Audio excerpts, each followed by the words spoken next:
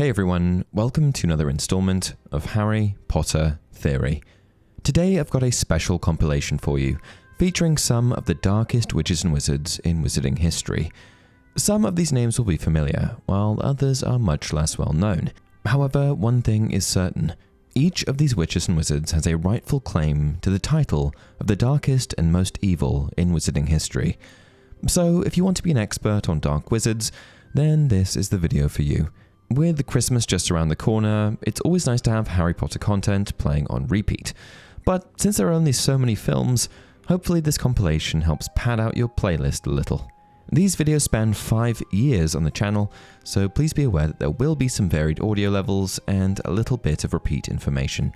Anyway, let's dive in. Considered by many to be reminiscent of the depths of hell, Azkaban prison would be the last place that a witch or wizard in the Harry Potter universe would want to end up. In fact, the name Azkaban even backs up this horrific reputation, a sinister name that was created through combining Alcatraz, a famous Muggle island prison, and Abaddon, the Hebrew word for place of destruction or depths of hell. But where did this terrible place come from? Was the island that housed Azkaban prison always a magnet for dark magic? Before the fortress was built, what was the island like? The truth is, before the dark wizard known as Raczidian ever set foot on the island, Azkaban was an island just like any other.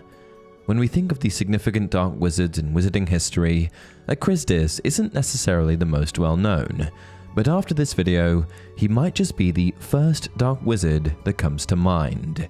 You see, Raczidian was a practitioner of the worst kinds of dark arts imaginable. Very little is known about Raczidian, other than the fact that he was alive during the 15th century, and that he was evil, pure evil. No one even knows his nationality. But what we do know is that Raczidian was the first dark wizard, or maybe even the first person, to ever step foot on the island that would later support Azkaban's dark fortress.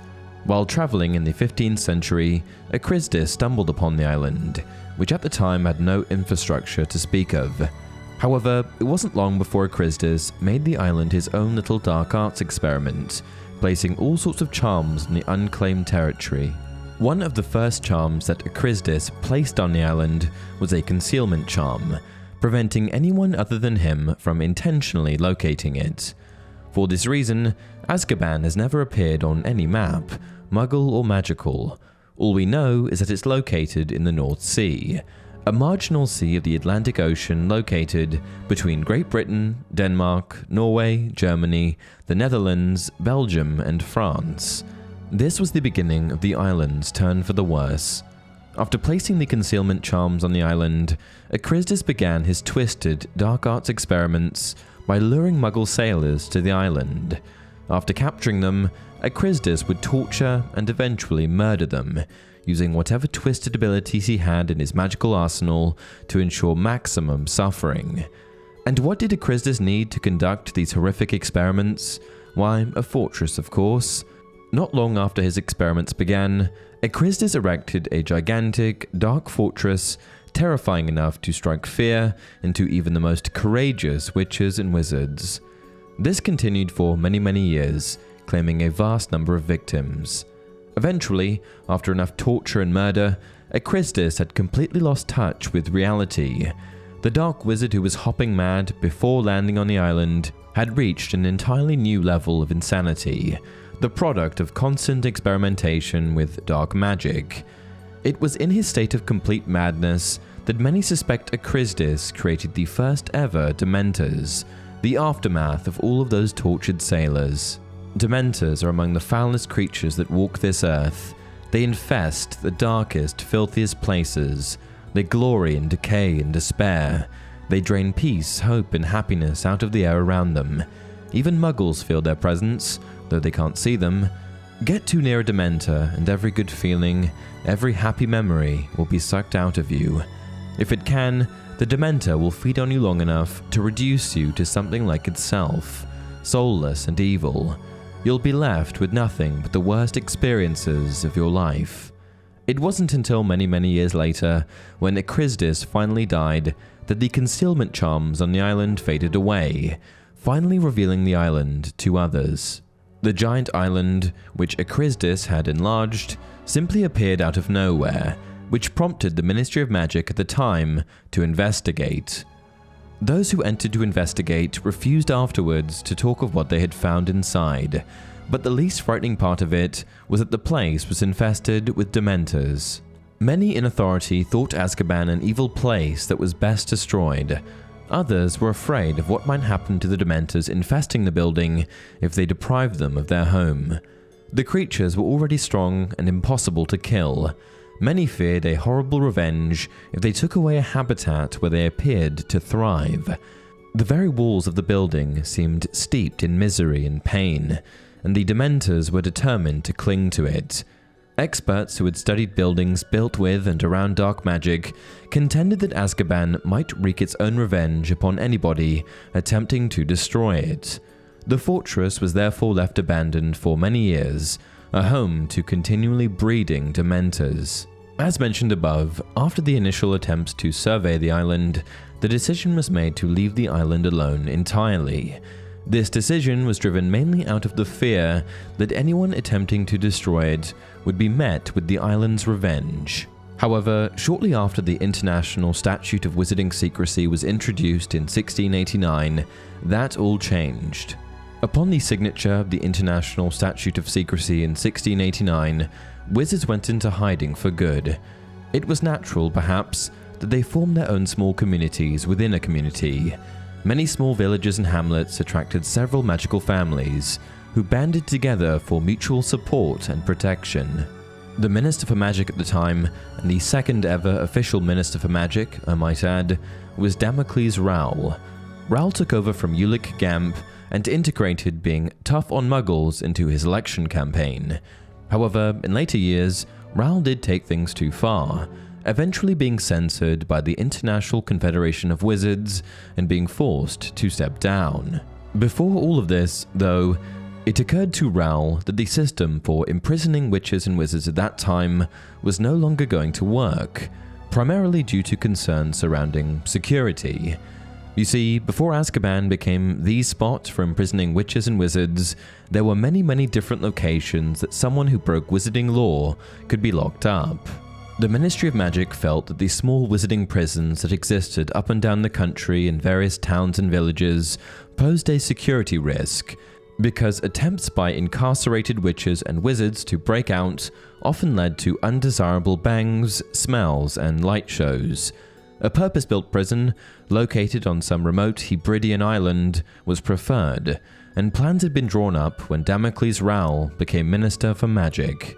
The International Statute of Secrecy was introduced in 1689, and Rowell didn't take over until 1718. This meant that for nearly 2 decades prior to Rowell taking over, the wizarding prison issue had been on their radar. However, Rowell didn't agree with the existing plans to create a new, purpose-built prison. Instead, he pushed and pushed to utilize the existing infrastructure at Azkaban. Rowell was an authoritarian who'd risen to power on an anti-Muggle agenda, capitalizing on the anger felt by much of the wizarding community at being forced to go underground. Sadistic by nature, Rowell scrapped the plans for the new prison at once and insisted on using Azkaban. He claimed that the Dementors living there were an advantage. They could be harnessed as guards, saving the ministry time, trouble, and expense. In spite of opposition from many wizards, among them experts on both Dementors and buildings with Azkaban's kind of dark history, Rowell carried out his plan, and soon a steady trickle of prisoners had been placed there. None ever emerged. If they were not mad and dangerous before being placed in Azkaban, they swiftly became so. Rowell continued in his role for a number of years before being ousted, and was eventually succeeded by the third ever Minister for Magic, Perseus Parkinson, who shared similarly hateful views on Muggles, even going as far as to try and ban witches and wizards from marrying Muggles. Rowell was succeeded by Perseus Parkinson, who was likewise pro-Azkaban. By the time that Eldritch Diggory took over as Minister for Magic, the prison had been operating for 15 years. There had been no breakouts and no breaches of security. The new prison seemed to be working well. It was only when Diggory went to visit that he realized exactly what conditions inside were like. Prisoners were mostly insane, and a graveyard had been established to accommodate those that died of despair. By the time Eldritch Diggory, the only minister who may have actually opposed the use of Azkaban, took over, it was too late, as Azkaban had proven itself a competent holding facility. However, he did still question the use of Dementors as prison guards, launching a committee to look into things further. Back in London, Diggory established a committee to explore alternatives to Azkaban, or at least to remove the Dementors as guards.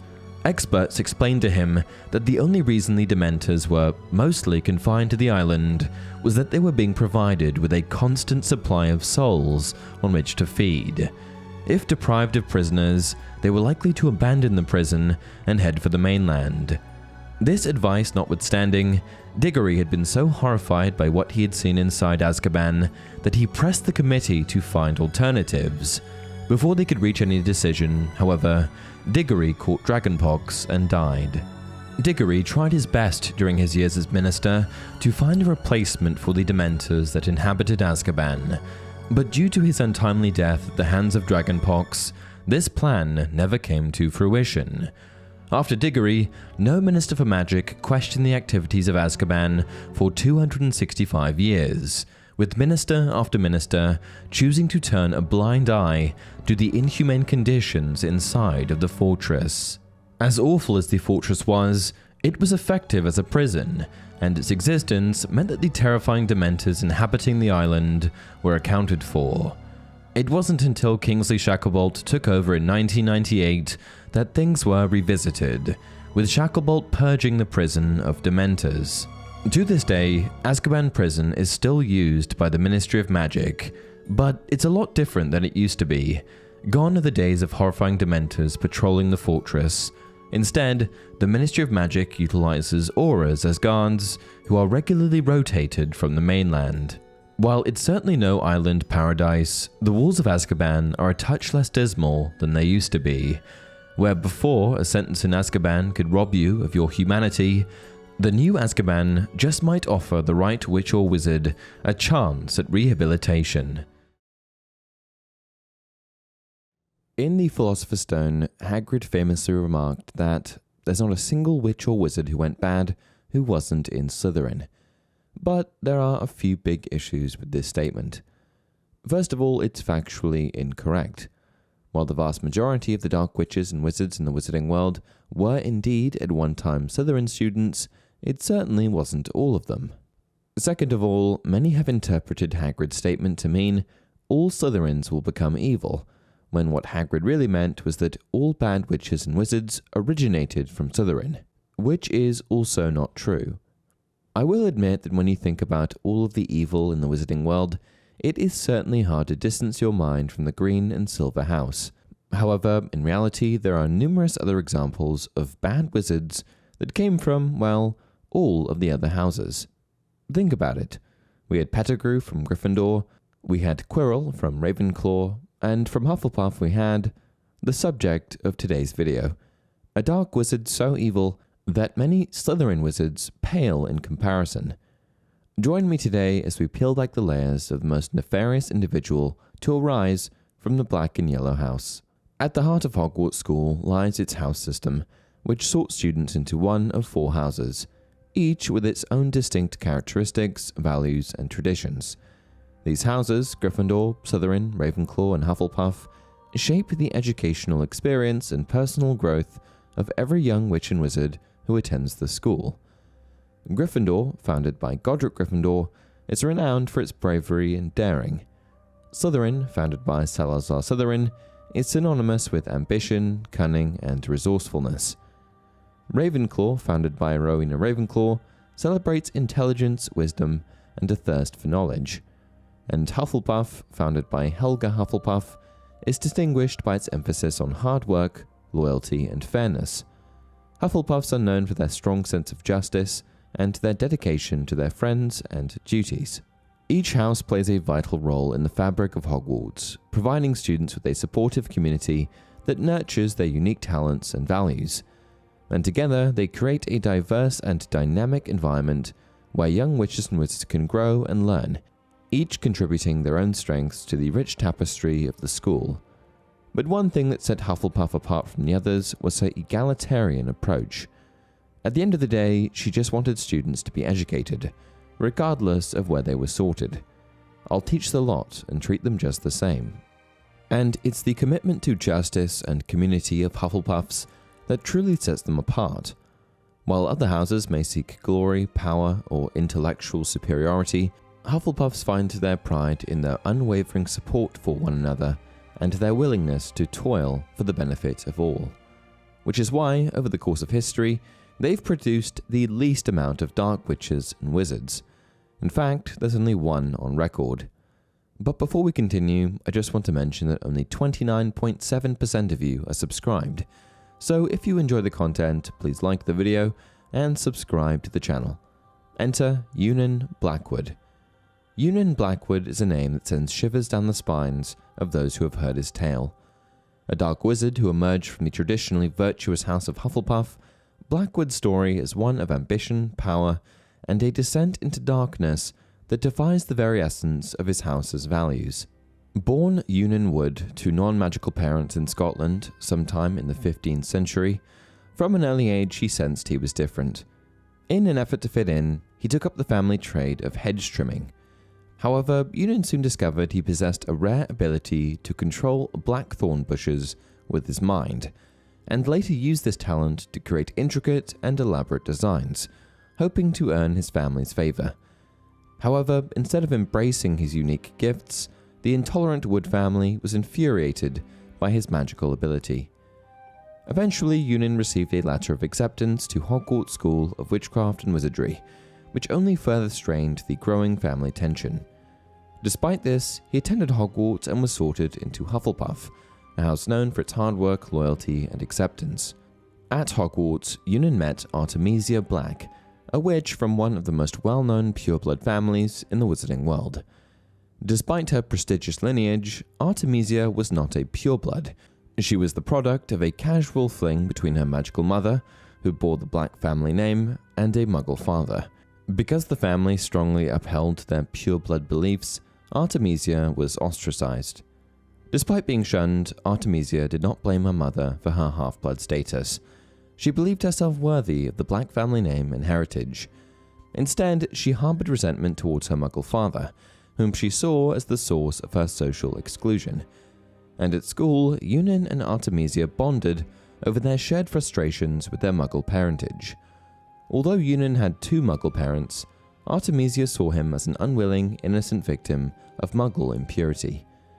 Eunon's early years at Hogwarts showed promise, but it was a promise laced with an unusual intensity and an insatiable hunger for knowledge, particularly in the darker aspects of magic.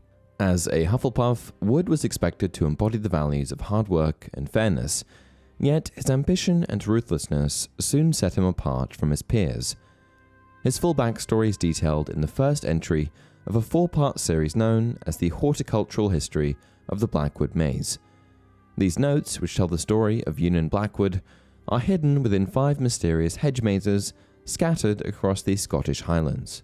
In the second note, we learn of a deepening friendship between Eunon and Artemisia, and while their magical prowess continued to grow during their time at Hogwarts, so too did their disdain for the Muggle members of their families. And eventually the flames of hatred began to bleed into Eunon's magic, with his once beautiful hedges starting to turn vicious and volatile. Fast forward a few years, and Eunon and Artemisia eventually married, joining their names together and becoming the Blackwoods, forever entwining their legacies and forging a dark path in the wizarding world. Curiously, they invited both their magical and non-magical family members to their wedding. It is said that Eunon's family would have avoided the wedding if not for rumors of Artemisia's substantial dowry. Unbeknownst to them, it consisted only of a single golden medallion bewitched with the Gemino curse. This curse, a twisted version of the doubling charm, could create an exact replica of an object, and so Wood's family, driven purely by their greed, ultimately decided to attend the wedding. According to A Horticultural History of the Blackwood Maze Part 3, Eunon's next chapter takes a very dark turn. To celebrate his marriage with Artemisia, Eunon created his most elaborate maze yet, claiming it was inspired by the Greek wizard Daedalus. The Blackwoods invited guests to search the maze, enticing them with promises of valuable riches hidden within. However, the witches and wizards in attendance sensed something was amiss, with many choosing to stay back and avoid the maze. Unfortunately, others were not so fortunate and never returned. Even Muggle members from their own family lost their lives that day in the maze. The specifics of their demise remain unknown. Perhaps the maze was so intricately designed that the Muggles lost their way and could never escape. Or maybe Blackwood's uncanny ability to manipulate the blackthorn bushes violently ensnared the wedding guests. Either way, this dark day marked the beginning of a reign of terror caused by Blackwood and his mazes. In the years following their wedding, Eunon and Artemisia continued to live in Stonehaven while the Blackwood maze remained, luring greedy Muggles to their deaths. It's been expressed that thousands of Scottish Muggles have been lost in the Blackwood maze since, blissfully unaware of magic and blinded by the greed induced by the promise of gold. Eventually, the Blackwoods had a daughter, Lysandra. As she grew, her parents became concerned, and in a cruel twist of fate, their worst fears were confirmed. Lysandra was born a squib, possessing no magical abilities. Eunon himself had been shunned by his family due to his magical talent. Artemisia was never accepted by the Black family because of her Muggle father, and now Lysandra was ostracized by the Blackwoods for her lack of magic. Because of this, tensions and frustrations grew between Lysandra and her parents, eventually reaching a breaking point when she was 16. One day, Lysandra and her mother had a particularly nasty fight, leading to her running away from home and seeking out a band of Muggle witch hunters. During this period in history, tensions between Muggles and wizard kind were high, with witch hunts and persecution rampant. Muggle fear and misunderstanding of magic led to widespread suspicion and violence. Wizards and witches were forced to hide their abilities, and magical families lived in constant fear of being discovered. Non-magical people, more commonly known as Muggles, were particularly afraid of magic in medieval times, but not very good at recognizing it. As the witch hunts grew ever fiercer, wizarding families began to live double lives, using charms of concealment to protect themselves and their families. By the 17th century, any witch or wizard who chose to fraternize with Muggles became suspect, even an outcast in his or her own community. And so, with all love and affection for her mother long gone, Lysandra didn't hesitate in leading the witch hunters straight to Artemisia. Early one spring morning, they showed up at the Blackwood home, and by nightfall, Artemisia Blackwood was burned at the stake. But Eunon's whereabouts during this time still remains a mystery. We also don't know why Lysandra chose to betray only her mother, nor do we know why Eunon didn't stop the Muggle witch hunters. What we do know is that after Artemisia's death, both Eunon and Lysandra vanished forever. The malevolent maze that had claimed the lives of so many Muggles disappeared shortly after their disappearance. But this wasn't the last time witches or Muggles would encounter a Blackwood maze. They continued to appear in random locations, showing up only for a short time before disappearing as quickly as they had come. These mazes continued to trap unsuspecting Muggles and magical folk alike. And in the years that followed, wizardkind kept trying to make sense of the Blackwood mazes, which kept appearing hundreds of years after Eunon's disappearance. Herbologists eventually concluded that the mazes, wild and untamable, were still somehow tied to the dark will of their former master, the evil Hufflepuff, Eunon Blackwood. These mazes became an enigma, a haunting reminder of the darkness that once festered within a Hufflepuff heart. Magical researchers proposed various theories about the Blackwood mazes. Some believed the mazes were created with such potent and ancient magic that they had developed a life of their own, independent yet forever connected to Blackwood's sinister intentions. Others speculated that Eunon, in his pursuit of vengeance, had bound a part of his soul to the mazes, making them a horcrux-like extension of his malevolent spirit. Efforts to dismantle or dispel the mazes were largely unsuccessful. Every attempt to understand or control them ended in failure. and many who ventured into their depths either vanished without a trace or were driven mad by the labyrinthine horrors within. Over time, the Blackwood mazes became the stuff of legend, their dark allure captivating the imaginations of witches and wizards across the globe. Stories of those brave or foolhardy enough to enter the mazes circulated in hushed whispers, adding to the maze's sinister mystique. The mazes became a symbol of the perils of dabbling in dark magic and the catastrophic consequences of letting hatred and bitterness consume one's soul. For centuries, the dark art of creating horcruxes has fascinated and terrified those who delve into the depths of magical history. The common narrative credits Herpo the Foul, an infamous dark wizard of ancient Greece, with pioneering this sinister method of achieving immortality. However, the truth is that the origins of the infamous horcrux may lie shrouded in even darker corners of history. The Hogwarts Library has a vast collection of magical literature that fills its rows upon rows of bookcases, and beyond that, there exists the restricted section, a mysterious and highly guarded area accessible only with a note of permission from a professor. This section houses some of the most dangerous and advanced books on dark magic, ancient spells, and powerful enchantments. The books here are often imbued with their own magic, sometimes reacting to the touch, emitting strange noises, or even resisting being opened. It's a place of both great knowledge and potential peril, where one spell could lead to unforeseen consequences. But what if I told you that some books were too dark and evil for the very section created to house dark books?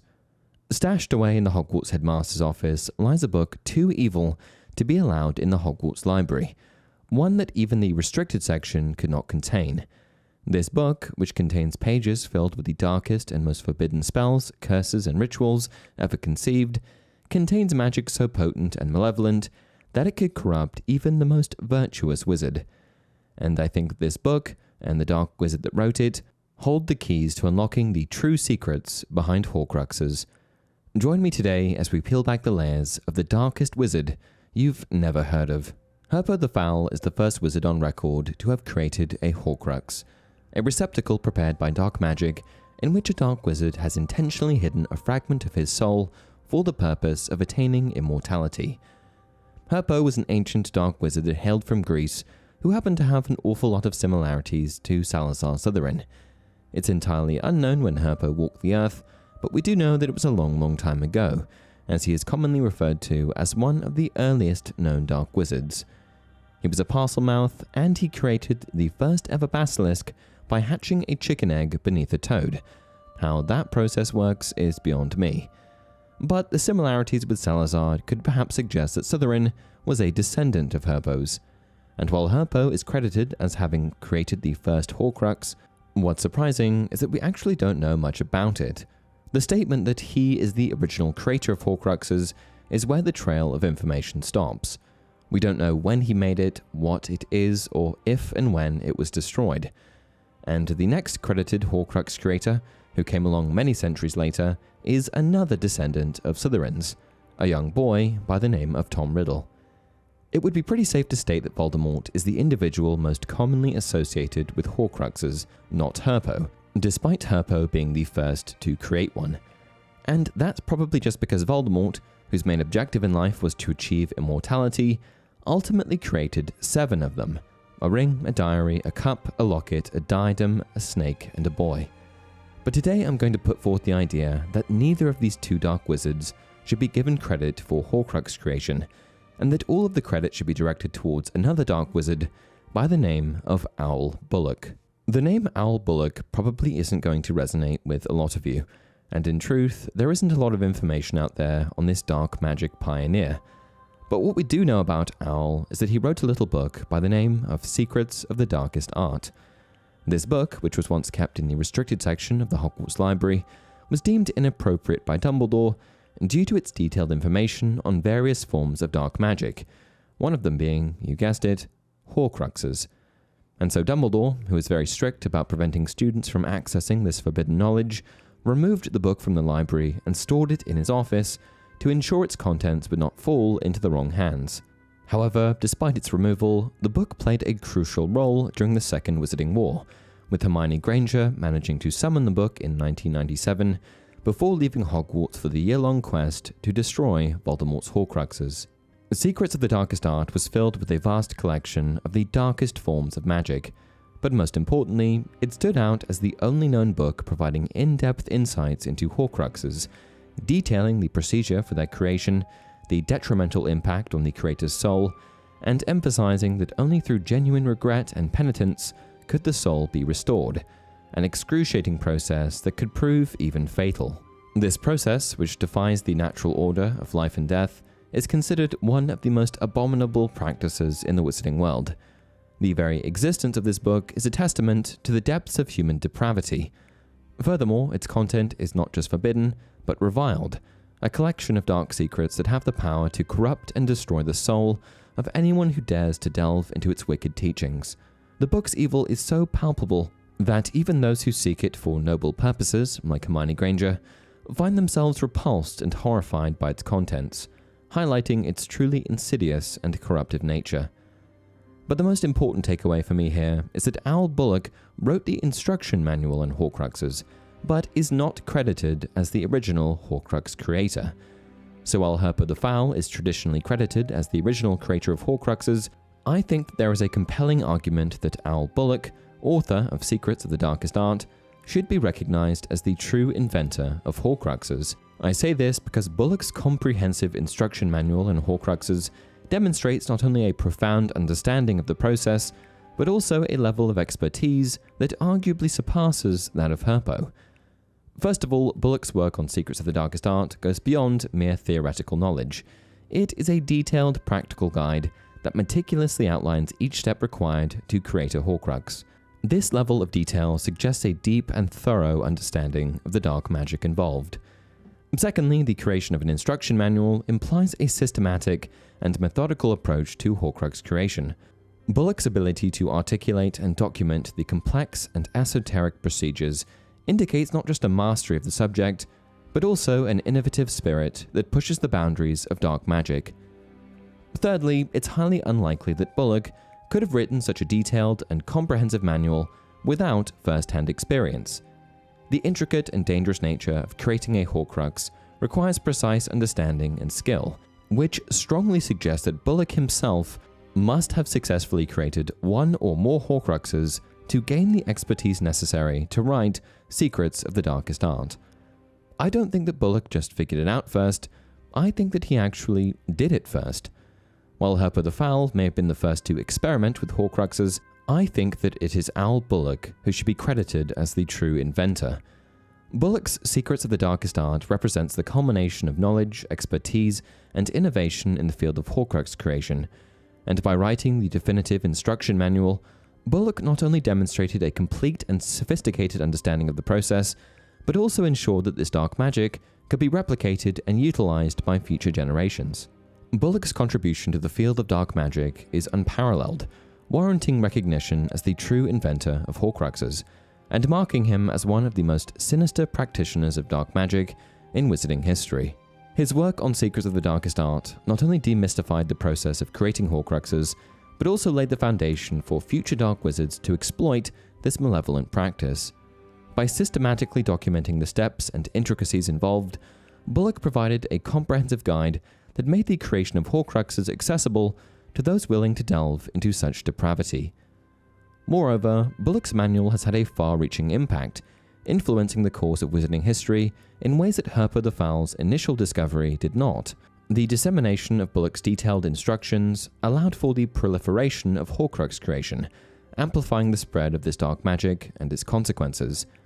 The very existence of multiple Horcruxes, such as those created by Voldemort, can be traced back to the knowledge Bullock meticulously compiled and shared.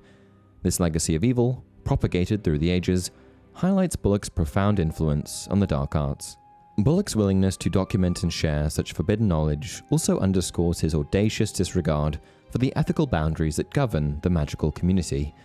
His actions exemplify a level of ambition and ruthlessness that sets him apart as not just a scholar of dark magic, but as an active and malevolent force within its ranks. And by codifying the darkest of magical practices, Bullock ensured that his legacy would endure, solidifying his place as one of the most nefarious figures in wizarding history. All I want to know now is, what else was in that book of his? One last possibility that I want to explore is that Al Bullock and Herpo the Foul are one in the same. That's right, Al Bullock was just Herpo's pseudonym. Herpo the Foul was a dark wizard whose notoriety could have made his identity a liability, and by utilizing the pseudonym Al Bullock, he could conceal his true identity to avoid drawing unnecessary attention.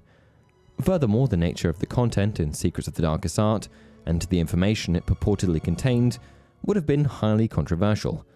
By publishing the book under a pseudonym, Herpo would have shielded himself from direct repercussions or personal consequences associated with disseminating such forbidden knowledge. And lastly, given Herpo's reclusive nature and penchant for secrecy, it is possible that he would have operated under an alias to maintain his privacy and protect himself from the potential fallout of sharing his dark arts expertise with the wizarding community. While there are likely many wizards that come to mind when you think of Harry Potter and evil, Gellert Grindelwald and Lord Voldemort to name a few, the title of most evil witch may not be quite so obvious. So in this video, we're going to be discussing why I believe that the most evil witch in the Harry Potter universe is one Gormlaith Gaunt. Now, I know what you may be thinking. Who in Merlin's beard is Gormlaith Gaunt? Wouldn't Bellatrix Lestrange be the obvious choice for most evil witch? Could she possibly be more evil than Bellatrix, the literal mistress of evil reincarnate? Well, of course, Bellatrix was a truly evil witch. She performed some incredibly cruel and heinous acts of magic, and non-magic for that matter, in the name of being one of Lord Voldemort's Death Eaters. In fact, the rumor is that Bellatrix was so devout to Voldemort and the dark arts that she actually fell in love and was intimate with the Dark Lord himself, producing a daughter named Delphi, taking the vows of a Death Eater quite above and beyond, if you ask me. But anyway, in addition to her absolute loyalty to Voldemort, Bellatrix was also involved in some of the most disturbing acts of dark magic described throughout Harry Potter. For example, she took part in the torture of Aurors, Frank and Alice Longbottom, an act which drove them both mad and permanently landed them in St. Mungo's Hospital for magical maladies and injuries for the remainder of their lives. She also committed many a murder, including that of beloved house elf Dobby, her own cousin Sirius Black, and her niece Nymphadora Tonks. And she did all this in the name of pureblood supremacy and the Dark Lord's vision of the wizarding world. So yes, of course, it's true. Bellatrix Lestrange was a monstrously evil witch. But hundreds of years before there was Bellatrix Lestrange, there was an Irish witch by the name of Gormlaith Gaunt, whose acts of unspeakable evil rivaled Miss Lestrange's to the point in which I must admit that, in my opinion, she was indeed the more evil of the two. So first things first, who was Gormlaith Gaunt? Well, as I'm sure you've deduced by her surname, Gormlaith was part of the House of Gaunt, a prominent, fanatically pure-blooded lineage in Europe. The Gaunts are among those listed in the Sacred 28, a directory of pure-blood wizarding families, which was created in the first half of the 1900s. They were enormously proud of their ancestry, as they were the descendants of Salazar Slytherin, one of the 4 founders of Hogwarts School of Witchcraft and Wizardry, and a believer of pure-blood supremacy, and Cadmus Peverell, the most arrogant of the 3 brothers, who originally possessed the Deathly Hallows and served as inspiration for the tales of the 3 brothers. Tom Riddle, who, of course, became Lord Voldemort, was also a member of the House of Gaunt, as was his mother, Merope Gaunt, daughter of Marvolo. With relatives like these, it's not too hard to imagine that Gormlaith would be one of the nastiest witches to have ever lived. Of course, Gormlaith was around long before Voldemort, and well after Salazar Slytherin and Cadmus Peverell, as she was born in the latter part of the 16th century. Much of what is known about Gormlaith's life actually revolves around her famous niece, Isolde Sayre, one of the founders of Ilvermorny School of Witchcraft and Wizardry, the North American School of Magic, located among Massachusetts' Mount Greylock. In fact, it is her actions towards Isolde and Isolde's immediate family that, in my opinion, have garnered her the title of Most Evil Witch in the wizarding world of Harry Potter. Let's take a look, shall we? As you may recall, the Gaunts were so intent on the preservation of their pure bloodline that they would often marry their own cousins. So it's definitely not an understatement to say that the House of Gaunt was fervent in their belief of blood purity. Gormlaith was no exception. Like many of her ancestors, she possessed the ability to speak in Parseltongue, a rare talent which allowed her to communicate with snakes. This was just one of the gifts passed down to Gormlaith from Salazar Slytherin, and she was also in possession of this powerful wizard's original wand. It is known that Gormlaith's sister did not share in the family's extreme anti-Muggle sentiments, and the two were rather estranged.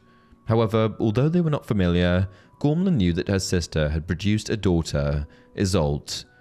Gormlaith also became aware that her sister and brother-in-law were secretly helping unsuspecting Muggles with minor maladies and farm work, and so it is said that Gormlaith was so horrified by her sister's friendly interactions with local Muggles that she became concerned for her niece's future. How could she allow a pureblood ancestor of Salazar Slytherin to grow up a blood traitor, intermingling and aiding non-magical folk? And so, Gormlaith, in an effort to redirect Isolde's life, killed her own sister and her sister's husband by burning down their home with the two of them inside, but not before rescuing Isolde from the fire. It would seem that in Gormlaith's twisted mind, the murder of her closest blood relative was justified, and that she was saving Isolde from a life that may have led the girl to accept non-purebloods, or worse, Muggles. As you can imagine, childhood with an aunt like Gormlaith was not a happy one for young Isolde. For Isolde's entire youth, Gormlaith kept her isolated in a valley known as Cwm Cali, forcing the young girl to watch as she cursed any living thing that came their way, causing misery and pain to both her victims as well as to poor Isolde. Gormlaith also prevented her niece from attending Hogwarts, fearing that she would only be exposed to mudbloods and half-bloods in an all-too-tolerant environment. Instead, Gormlaith took it upon herself to teach Isolde magic, although she never permitted the girl to have her own wand, and kept her in line through the use of dark magic. Gormlaith kept the girl under this kind of restraint for years. It was over a decade before Isolde was finally able to make her escape. After she had fled, Gormlaith searched for Isolde for many years in vain, determined to find her niece so that she could go back to enforcing her fervent anti-Muggle ideologies on the young woman. Fortunately for Isolde, she was able to travel undetected to North America, where she eventually fell in love with a Muggle and founded Ilvermorny, a school of witchcraft and wizardry which today has a reputation as one of the most progressive and tolerant of its kind. When news of this American wizarding school reached Gormlaith in Ireland, she deduced that her estranged niece must be involved, as Ilvermorny was the namesake of Isolde's first home, the one which Gormlaith had destroyed when she had murdered the girl's parents. As you can imagine, Gormlaith was furious. Gormlaith set out to America at once to seek her revenge, for the very thing she had hoped to prevent seemed to have come true. Isolde was not only tolerant of Muggles, she was in love with one, a James Steward. The two had even gotten married and had two twin girls, Martha and Rhiannoch. Upon her arrival at Ilvermorny, Gormlaith attempted to use her Parseltongue and dark magic abilities to murder Isolde and her husband James. Thankfully, her plans were foiled by two teenage wizards, Chadwick and Webster, whom Isolde and James had adopted, the Power of Love, and a Pukwudgie named William, whom Isolde had befriended many years previous. Ultimately, it was the Pukwudgie, a magical being native to America and distantly related to the goblins of Europe, who killed Gormlaith with one of his poisonous arrows. If you ask me, it was a fitting end for a witch most evil, a woman who had spent her entire life in the pursuit of pureblood supremacy at any cost, including murdering members of her own family and holding her niece hostage for years with the use of dark magic, was killed with a fatal arrow to the heart. A poisonous arrow for a poisonous heart. Seems like poetic justice, does it not? The lives and legacies of Hogwarts founders are more than enough to fill a volume or two in Madame Pince's library. At least, that's true of most. But if we look past the achievements of Godric Gryffindor, Helga Hufflepuff, and Rowena Ravenclaw, then you'll be surprised to find that very little remains of Salazar Slytherin. And it's important to ask, why? After all, the lasting impact that Salazar made on the wizarding world at the turn of the first millennium was far greater than most, save only his co-founders and perhaps the Peverell siblings. Why, then, does it seem that history has chosen to neglect him? Well, I think we should start at the beginning, all the way back to the 10th century when he was born. What do we know of Salazar Slytherin's early life? Like his childhood best friend, Godric Gryffindor, who he would later join in the establishment of the world's finest wizarding school, Salazar Slytherin was born in Britain. We can't be exactly sure on the details, but it seems like Salazar's homeland was England or Scotland. As most historical texts were recorded on paper parchment, a small detail like Slytherin's birthplace was rarely marked down, and if it was, the document on which it was written didn't survive to the present day. Some historians suppose that Slytherin actually hailed from Ireland, which means he would have been a fellow countryman of the mighty Fingal the Fearless. Although Salazar likely moved from place to place as his parents advanced his education or fled persecution, the theory that he was born in Ireland is a bit more doubtful once you consider who Slytherin's greatest childhood friend was, Godric Gryffindor. This other founder of Hogwarts was famously born in the West Country of England, and even lent his name to a village, as Godric's Hollow was named after him, the very same town that the Dumbledore family resided in nearly 1,000 years later. While the controversy surrounding Salazar Slytherin's hometown remains, the manner in which he was raised is far clearer. As you might suspect, Slytherin was likely raised in a family that despised muggles. It was during his childhood that his hatred for non-purebloods was forged. Although it might be simple enough to consider Salazar's hatred as a simple inheritance bestowed upon him by his parents, there could be other reasons. England at this time, in the 10th century, was filled with the fervour of the Anglo-Saxon Christian Church. As they sought to purge the landscape of pagan idols and their worshippers, magical families were undoubtedly targeted in the attacks. Surely part of Salazar's prejudice was from a sense of elitism, but in the end, he might have simply used his hatred of purebloods as a way to cope with the butchering of the wizarding world. Before joining his peers in the founding of Hogwarts, Salazar earned renown as an accomplished wizard. Like other dark wizards throughout history, Salazar Slytherin was capable of communicating with serpents. As a Parseltongue, he shared this unique trait with the creator of the very first basilisk, Herpo the Foul, and Salazar's own distant descendant, Tom Riddle. Salazar would need this ability when he created the Chamber of Secrets, sometime before he was forced to leave Hogwarts, but I'll get to that story in a bit. During his youth, Salazar also famously created his very own wand, a magical relic that would have a legacy of 1,000 years old. Salazar originally created the weapon out of snakewood, and even embedded a tiny piece of a basilisk within it. When we think of the greatest duelists of the time, we often turn our attention first to Godric Gryffindor, who wielded both a sword and a wand in combat. But Slytherin was no slouch either, although his ability to craft wands outshined any of his tools. The weapon eventually became an heirloom of his family. At one point, it made the journey across the Atlantic and wound up in the New World, where it was eventually transformed into a magical snakewood tree. Besides his wand, Salazar had trained himself in a number of magical disciplines. As a legilimens, the Dark Wizard was able to read others' thoughts, and even project visions into their minds. While there aren't many records about Salazar's particular feats with this discipline, we can safely assume that he rivaled the likes of later wizards, Severus Snape and Lord Voldemort. Voldemort's own feats with legilimency, while seeming effortless, were great enough to make many consider him the greatest legilimens of the era. He regularly invaded the minds of his enemies, and was particularly cruel when he used the skill against Harry Potter. Like the earliest Dark Wizard, Herpo the Foul, Salazar Slytherin had also mastered the ability of creating a basilisk, a giant, venomous serpent that was one of the deadliest creatures in the wizarding world. By Harry Potter's time, breeding and holding basilisks in captivity was a crime that could very well earn you several years in prison. Salazar's ability to speak Parseltongue served him well in this field. Basilisks were a 5X class beast, and were deemed impossible to tame. That's why dark wizards, especially those who had a penchant for Parseltongue, were among the only beings to control the serpents. Their ability to communicate with the giant snakes meant they could at least steer them in the right direction. As you might suspect, Salazar Slytherin would use this skill to place a basilisk in the Chamber of Secrets, but again, I'm getting a bit ahead of myself. I suppose you might be wondering when, exactly, did Salazar Slytherin get the idea to create Hogwarts? Well, the exact dates of Hogwarts' founding aren't quite clear. Some suggest the year 993, while others claim 990. While nailing down the school's founding date is tricky, figuring out how old Salazar was at the time of its creation is even harder.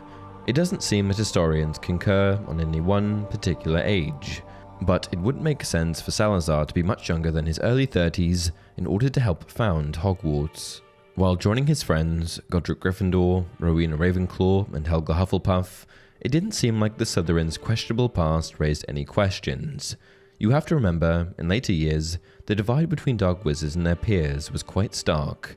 But at this point, especially with the persecution that all the wizarding community faced at the hands of Muggles, Slytherin's propensity for dark magic was demonstrably far less evil than witch hunts and burnings. Located in the Scottish Highlands, Hogwarts School of Witchcraft and Wizardry allowed Salazar a great deal of freedom with his unique vision for the future generations of wizards. As each founder had their own house, Slytherin decided that he would dedicate his to a particular type of wizard.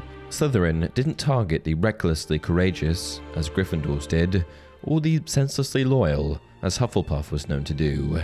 And unlike Rowena Ravenclaw's house, which recruited the smartest of every incoming class, Slytherin preferred the most cunning. He hated Muggles, that much we already knew. So Slytherin's house actively discriminated against Muggle-born students during the Sorting Hat ceremony. In fact, it was, in part, thanks to Salazar's skills with charms that brought the Sorting Hat to life. He, along with the other founders, enchanted one of Godric's old, tattered hats and used it to choose new members of their respective houses. It's hard to know exactly what Hogwarts looked like during Slytherin's time at the school. As a 10th century wizarding academy, it must have been far different than Hogwarts during Harry or even James Potter's time. With Muggle attacks on the wizarding community burning through the country, Salazar must have been a strong proponent of teaching techniques that made his students more than capable of defeating throngs of villagers armed with simple steel weapons. But as we mentioned at the very beginning, there isn't much known of the life and times of Salazar Slytherin, and it's in large part due to how he ended his time at Hogwarts. During the early years of the school, Slytherin eventually butted heads with his fellow founders. While his dark wizarding ways didn't initially bother Godric, Helga, or Rowena, his anti-Muggle rhetoric, however right it must have been at the time, didn't sit well with the others. At one point, Slytherin laid down an ultimatum. He couldn't imagine a future for the school if it continued accepting Muggle-born wizards into the program. Even though Slytherin was given a great deal of freedom with his own house, and the Sorting Hat itself aided Salazar in rejecting non-purebloods from his program, the Dark Wizard wanted more.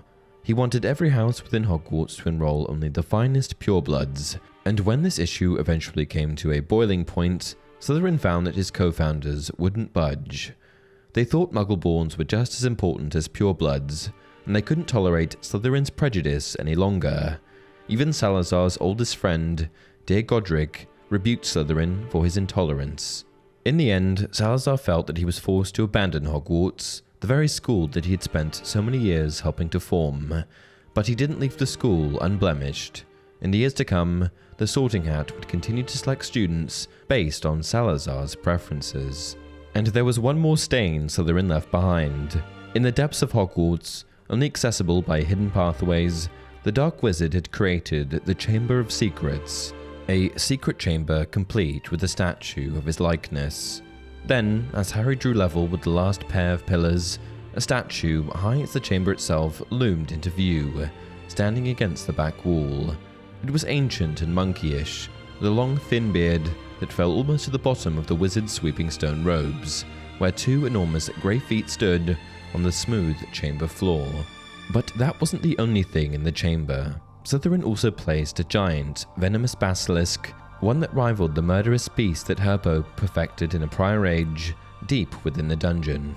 Salazar hoped that one of his heirs would take up his charge, to rid the world of Muggle-born wizards, with the aid of his serpent.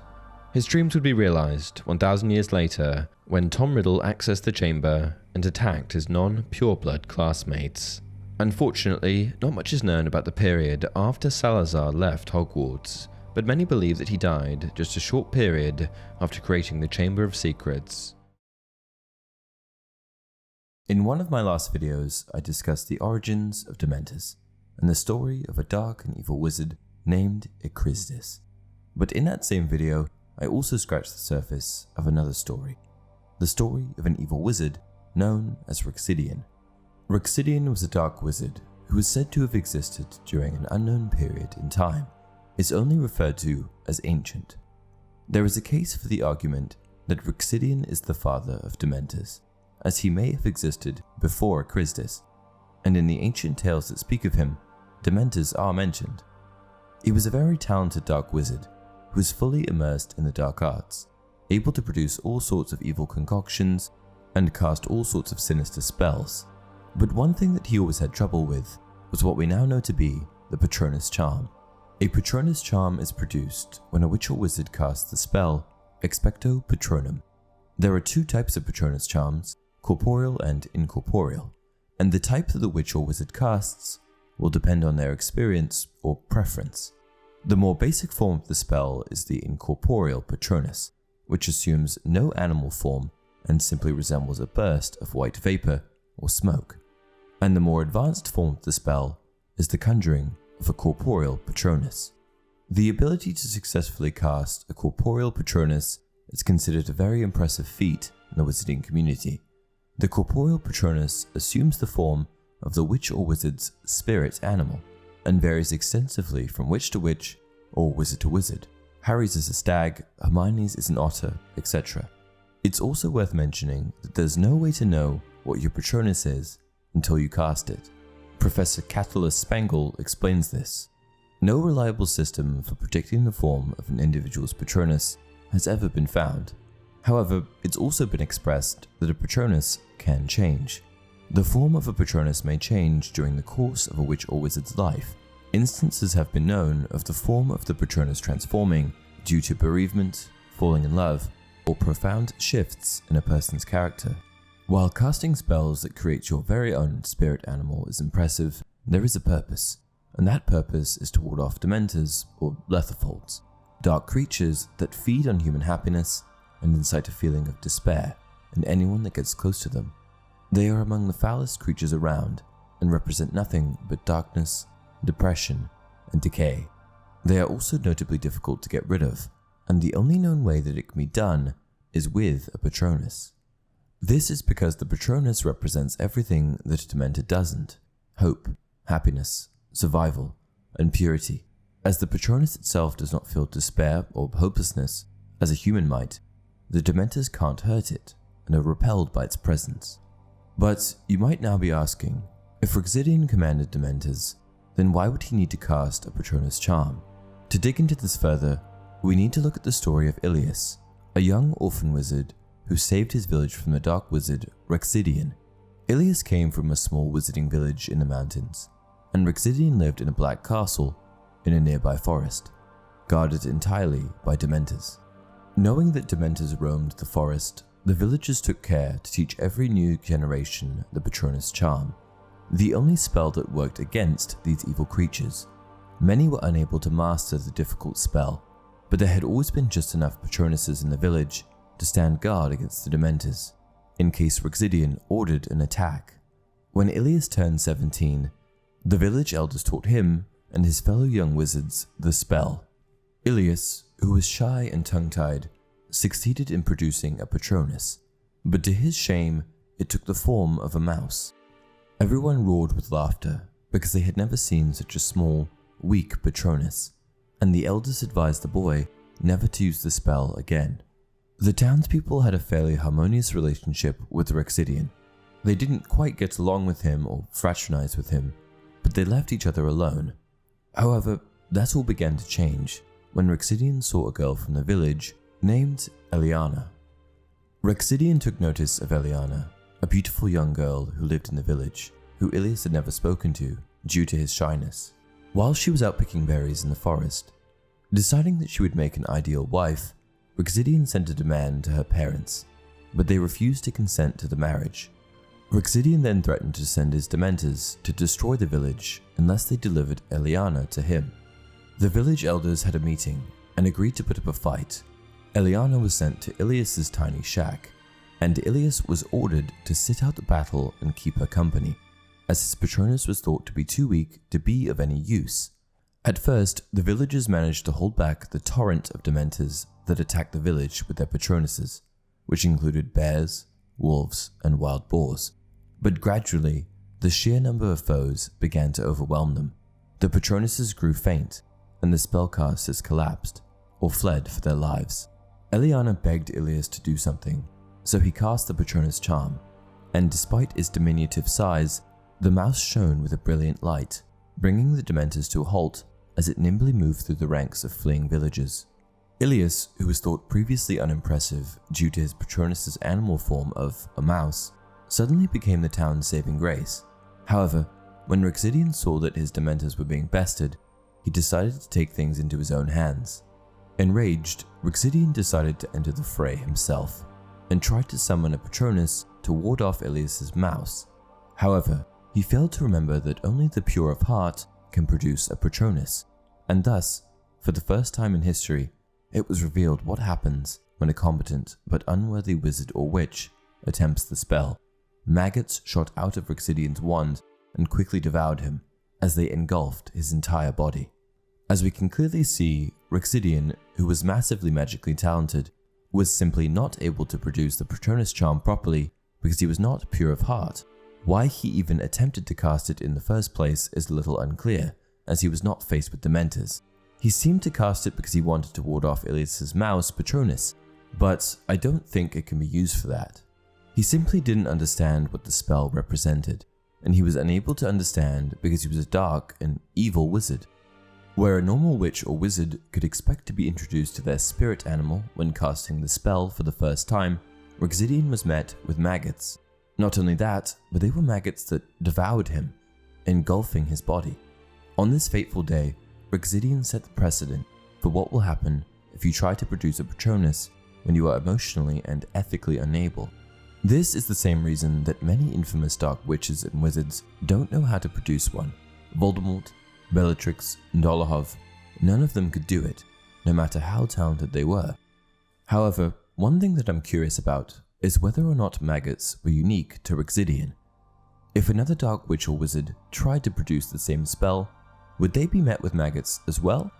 Or would they be on the receiving end of some other unfavorable result? It's hard to say because, understandably, no other witch or wizard in history attempted it after him. He had made it very clear, if you're evil, you can't do it. I like to imagine that maggots were unique to Raczidian. It was a true representation of the type of person that he was. Today, we're going to be discussing a powerful witch. Scratch that. The most powerful witch in the Harry Potter universe. To kick things off, let me eliminate the most obvious choices that may have popped into your minds. It's not Bellatrix, it's not McGonagall, it's not Hermione, and it's not Molly Weasley. In fact, it's none of these more obvious and prevalent characters. This is a character that's only really mentioned in passing, but also happens to have quite a rich history that pertains to the story. I am of course talking about Morgana Le Fay. To kick things off, let me just state that Morgana Le Fay is a pseudo-historical figure. That is, a character that exists in pseudo-history, a type of purported history which treats myths, legends, sagas, and similar literature as literal truth. But she also exists in Harry Potter, existing inside and outside of the universe discussed on this channel. I'm going to be discussing both sides of her character. In what feels like many eons ago, but in actual fact was in 2020, I made a video on the famous wizard Merlin, the most powerful wizard in Harry Potter. And as it happens, Merlin and Morgana share a special relationship, both existing as pseudo-historical figures that are prevalent in both Harry Potter and Arthurian legend. Typically, within Arthurian legend, Morgana Le Fay is depicted as a powerful sorceress and antagonist. She is usually portrayed as the half-sister or sister of King Arthur and as a leader of a group of otherworldly beings known as the Fair Folk. This is where her connection to magic begins. According to Arthurian legend, the Fair Folk, also known as the Fairies, are a group of supernatural beings that live in the Otherworld, which is separate from the mortal world. They are often depicted as having magical powers, and they are associated with nature, including the elements of air, water, and earth. They are also associated with the land, and are often portrayed as having a deep connection to it. The fair folk are seen as a representation of the mysterious and unknown forces of nature, and the power of the imagination. Morgana being the leader of the fairies is particularly fitting if we consider that her epithet, Le Fay, actually means the fairy. However, something worth considering here is that this epithet wasn't introduced until many centuries after Morgana's introduction in literature. In fact, the first writer to refer to Morgana as Morgana Le Fay was Thomas Malory in one of his works from the 15th century. In some versions of legend, Morgana is portrayed as a villain who seeks to harm or kill King Arthur, while in others she is a more complex character with motivations that are not entirely evil. This aspect of her character is entirely dependent on whose account we're going by. Morgana Le Fay's character has appeared in many works of literature, including the medieval poem Le Morte d'Arthur, Malory's work, modern novel The Mists of Avalon, and first and foremost Geoffrey of Monmouth's work Vita Merlini, or The Life of Merlin, which was written in 1150. Vita Merlini was a Latin poem which told the story of Merlin's madness, his life as a wild man of the woods, and his prophecies and conversations with his sister. In many different works, Morgana satisfies the role of powerful sorceress and chief antagonist, known for her beauty and her ability to use magic to seduce men. She is also known for her enmity towards Merlin and her desire to kill him, usually acting as the main rival of Merlin and sometimes the one that is responsible for his death. These texts present Morgana as a powerful and cunning witch who uses her beauty and her magical powers to manipulate and deceive others. Within Vita Merlini, Morgana is referred to as Morgen, a name which means seaborn. The name survived in Middle Welsh as Morien, and the cognate form in Old Irish is Muegen, the name of a shape-shifting female saint commonly associated with the sea. But the story and portrayal best known by fans of myth and legend relates to Morgana's role in the story of King Arthur, Merlin, and the Knights of the Round Table. The story, which has been subject to copious adaptations over the years, tells the tale of King Arthur Pendragon, his court, his kingdom, and his most trustworthy men. In this story, and many others, Morgana was portrayed as the evil sister of Arthur, intent on conquering Camelot. This version of Morgana, who came to prominence through the works of Thomas Malory, was Arthur's greatest enemy, constantly plotting to usurp his throne. It's also worth mentioning that, almost always, Morgana was depicted as possessing magical powers that rivaled the great Merlin, further cementing her historical prevalence as a powerful sorceress. Now onto Harry Potter.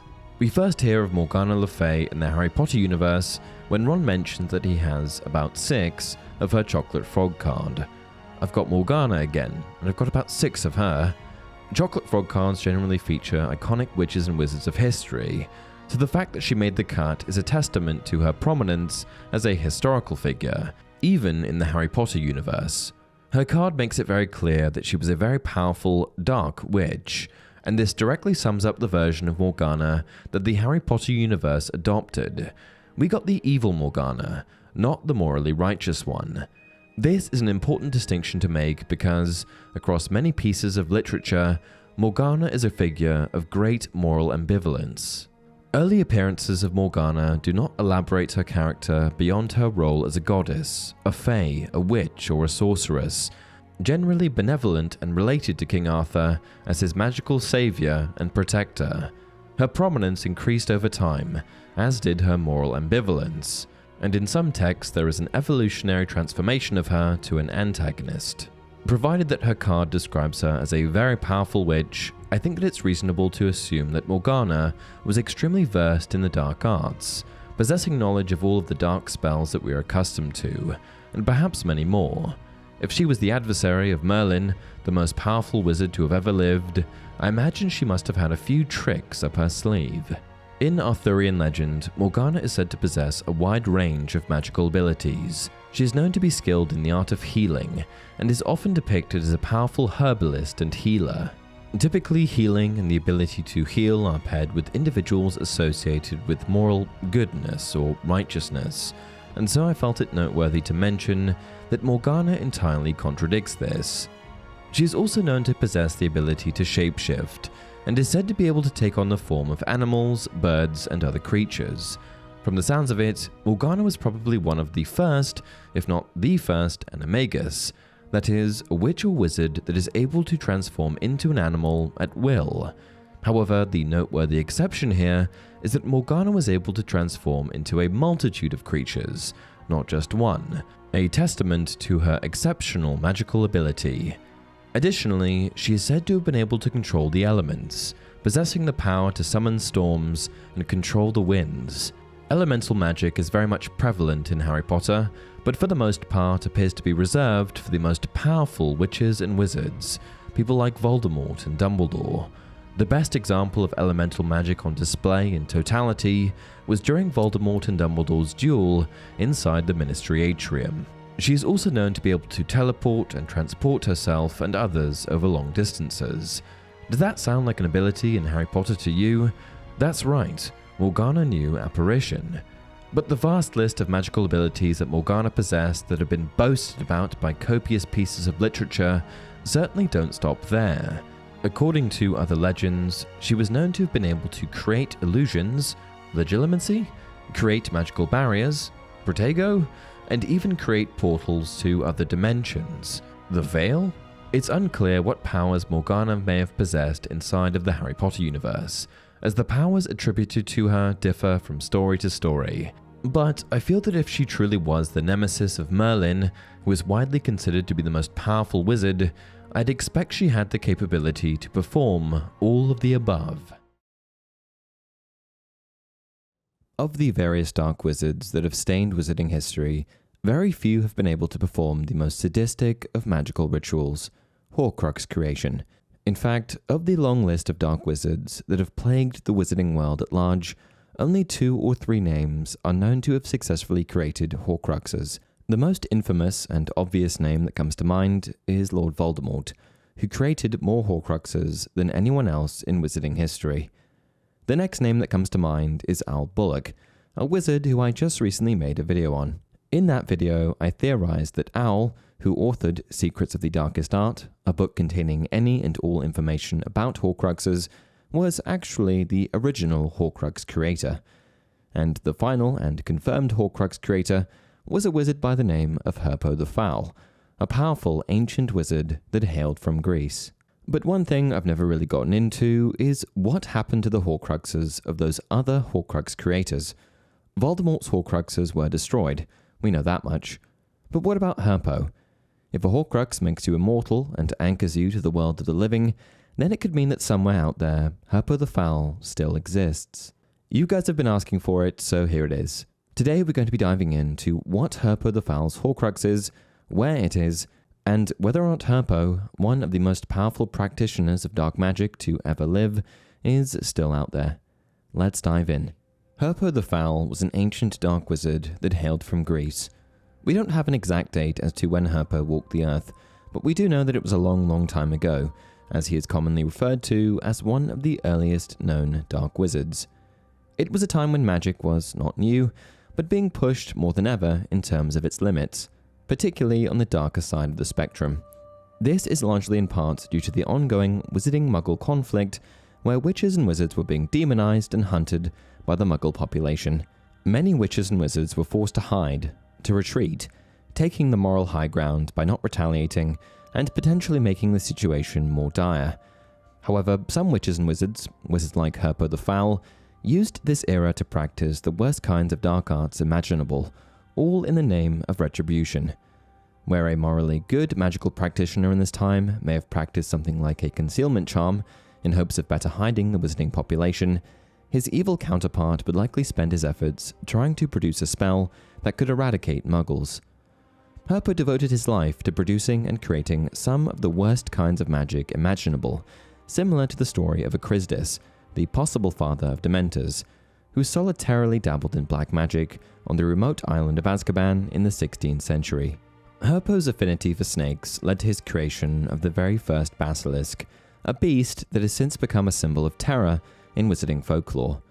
But basilisk creation is not where Herpo stopped, as for years he continually pushed the boundaries of magic. And eventually Herpo was successful in producing one of the darkest forms of magic imaginable, a horcrux. But here's the thing, knowledge of horcruxes in the wizarding world is pretty minimal, including how to destroy them, which means that if Herpo did create a horcrux, it's very likely that he's still alive out there, somewhere, lurking in the shadows. With that said, I've got a few theories for what Herpo's horcrux could be. But before we continue, I just want to mention that only 28.5% of you are subscribed, so if you enjoy the content, please subscribe to help support the channel and future videos. Theory number 1. The Basilisk. The first recorded basilisk was bred by Herpo the Foul, a Greek dark wizard and Parselmouth, who discovered after much experimentation that a chicken egg hatched beneath a toad would produce a gigantic serpent possessed of extraordinarily dangerous powers. One of Herpo the Foul's crowning achievements in his long career of producing dark magic was his creation of the fabled basilisk, a powerful serpentine creature that would strike fear into the hearts of even the bravest witches and wizards. Because of this, the basilisk held a special place in Herpo's heart, which is why I suspect he may have wanted to connect his own life to his most powerful creation. And the basilisk may have even been a good choice for a horcrux. While not particularly under the radar, the basilisk was powerful enough to keep people away, effectively safeguarding the piece of Herpo's soul within it. It also would have been incredibly difficult to destroy. But here's where it gets really interesting. While it's entirely possible that Herpo's horcrux was simply a basilisk that we've never encountered or heard of, I suspect that his horcrux is a lot closer to us than we could have ever imagined. I think that Herpo's basilisk and horcrux is the very same basilisk that existed within the Chamber of Secrets. Hear me out. The basilisk within the Chamber of Secrets is widely credited as having been created by Hogwarts founder Salazar Slytherin. However, there are a few connections between the two dark wizards that could suggest this is the very same basilisk. The first clue is that Herpo the Foul is widely credited as the original Parselmouth, one who possesses the ability to speak to snakes. Speaking Parseltongue is a hereditary trait, meaning that the ability is passed down through generations within a family. And since Herpo the Foul is recognized as the original Parselmouth, I think that it's possible that Herpo was Salazar Slytherin's ancestor. And if Herpo was the ancestor of Salazar, it would also make him the ancestor of Voldemort. Therefore, I suspect that the Slytherin family's deep-rooted obsession with snakes and snake iconography can be traced back to Herpo the Foul. The symbolic connection between snakes and dark magic established by Herpo could have laid the foundation for the Slytherin family's fascination with serpents, leading to the adoption of snake imagery in their names, emblems, and magical practices. And if all of this is true, it's possible that Voldemort drew inspiration from his ancestor when he decided to turn another snake, Nagini, into a horcrux of his own. The legend surrounding the basilisk in the Chamber of Secrets is that it can only be commanded by the true heir of Salazar Slytherin, a Parselmouth who possessed the ability to speak to snakes like their ancestor.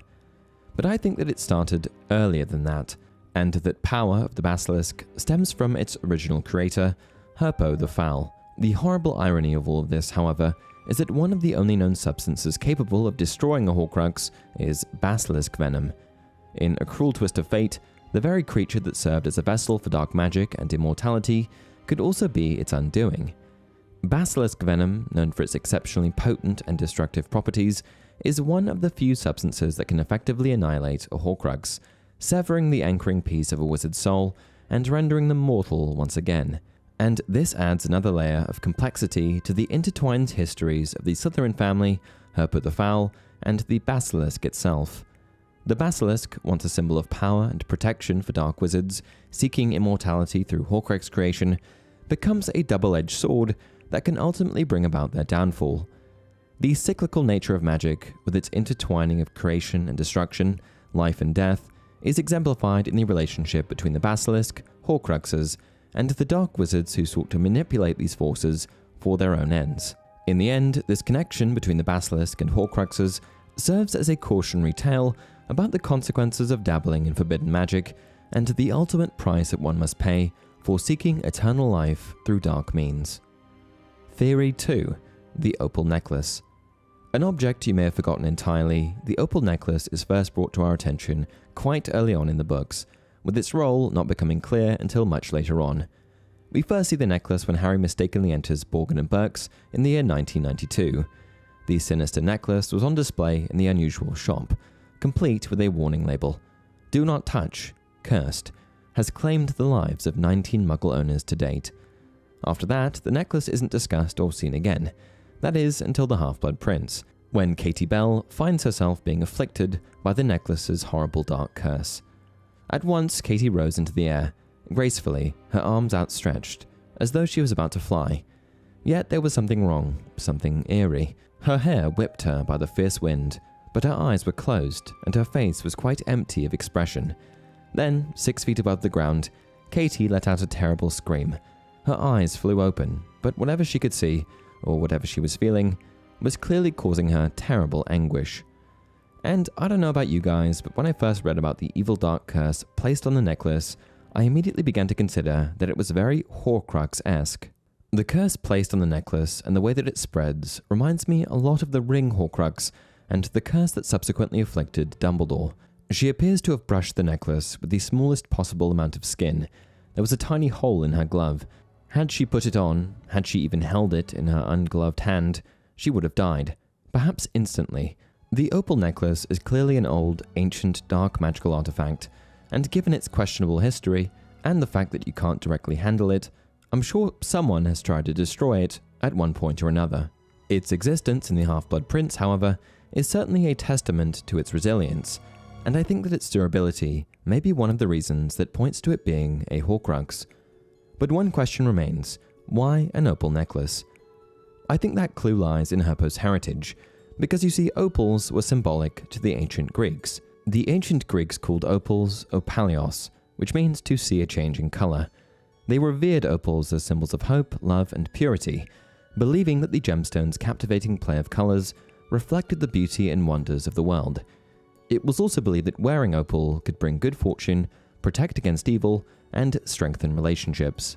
Given that opals were regarded in Greek mythology as symbols of these things, it's possible that Herpo the Foul's selection of an opal necklace as a Horcrux reflects his twisted interpretation of these positive qualities.